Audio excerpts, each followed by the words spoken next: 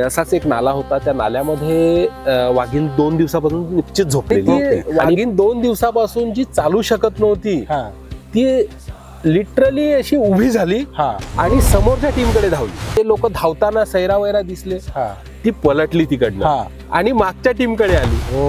हे पण सैरावैरा पळाले, ती खूप फास्ट म्हणजे आली आणि आली आणि आम्ही तिन्ही यांचा पाय पकडला.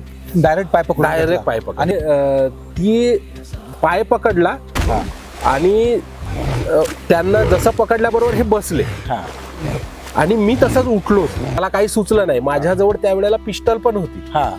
मी यांना शोल्डर मध्ये हात टाकला. मी तिला इकडं, यांना इकडे ओढतोय, ती वाघीण यांना तिकडे ओढतोय. दोघांमध्ये सुरू झाली.